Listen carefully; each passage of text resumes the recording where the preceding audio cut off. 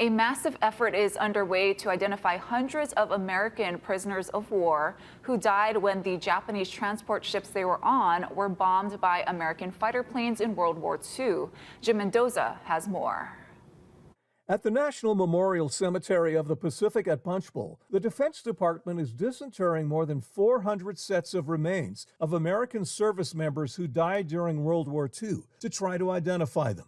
They were prisoners of war who were killed when Japanese forces were moving them from the Philippines to labor camps in Japan aboard ships known as hellships because of their horrible living conditions. In December 1944, American and Allied fighter planes attacked the Oryoku Maru. The pilots didn't know POWs were on board. Subsequently, the survivors were put on two other ships, one of which was Honor Maru. And when they got as far as Taiwan, there was another aerial attack during which several hundred prisoners died in Taiwan. This aerial photograph shows the bombing of the Honor Maru in January 1945. The casualties were first buried in mass graves in Taiwan, then recovered after the war. The bones and bone fragments were separated into 27 graves marked unknown in Punchbowl. Because of that, we don't have complete skeletons, and they are also very commingled. Part of what we need to do is figure out which bones belong together and represent one individual. Forensic scientists from the Defense POW MIA Accounting Agency will try to identify the service members from what's left of the bones. They'll collect and compare DNA to reference samples from relatives of the service members, and they'll use records the prisoners kept aboard the ships.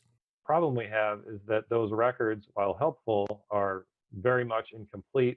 Some of them are contradictory. The Honor Maru project includes 431 sets of remains. 407 are coming from the Punchbowl Cemetery in Hawaii, and the other 24 are coming from Manila.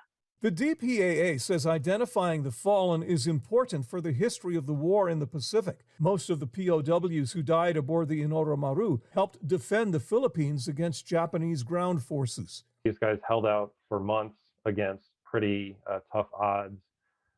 They did a lot of very heroic acts in that process. So these are kind of the first heroes of the war who then endured pretty awful conditions under captivity.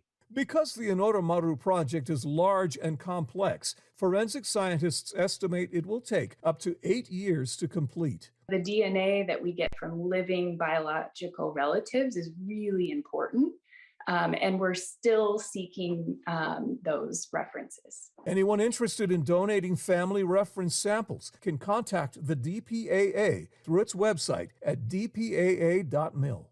I'm Jim Mendoza for Hawaii News Now.